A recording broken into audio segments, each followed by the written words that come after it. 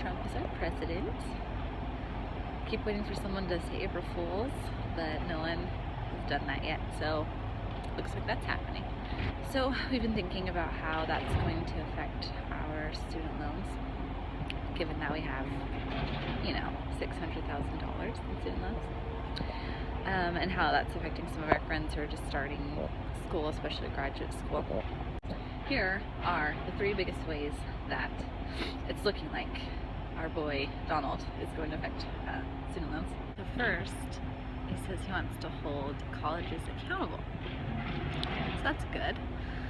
Everyone should be accountable.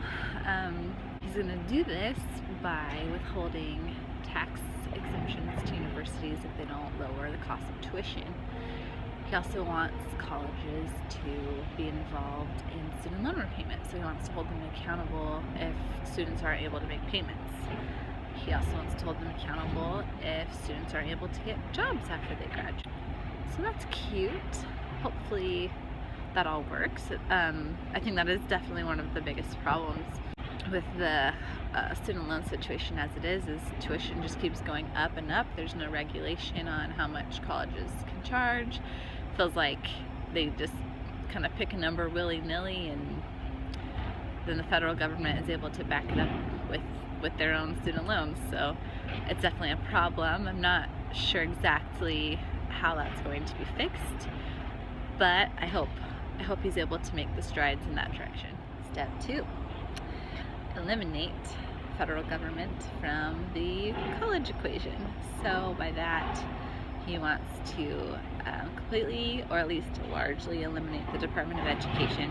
I know Republicans have been throwing around that idea for a few years now. I'm not sure exactly what that would look like. I know that would be a lot of jobs lost, which is kind of the opposite of the point he's been trying to make in other platforms.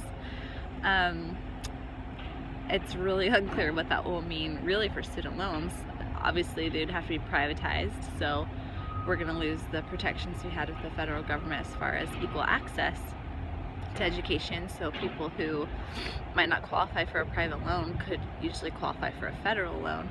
So that's a little bit scary for low-income people, or people who just don't, you know, have access to a lot of capital. Our school costs $600,000. There's not a lot of people who just have that kind of chump change laying around, so that could affect a lot of people. He has said that he wants to remove the federal government from profiting from student loans. I think that's obviously a great thing. That's important. That's good. It is, however, unclear whether the federal government actually profits from student loans. There's a lot of articles at Time and CNN have written kind of on this very subject of whether they actually earn anything just for how much money goes in and out of the system. And then there's number 3. Number 3, he wants to completely change how income-based repayment is done, and really how all student loan repayment is done. He would like to ideally consolidate it into one big program, one income-based repayment, so no matter who you are, your student loans will go into income-based repayment. There won't be a standard plan. It'll all be income-based, so everyone will pay 12.5% of whatever their income is, no matter how big or small your income is, 12.5%, and then forgiven after 15 years. It's unclear what the tax implications of that. Like right now, you're taxed on whatever percentage is forgiven. I'm not sure if he's planning on doing that or not. If not, I have no idea how he would fund such a thing.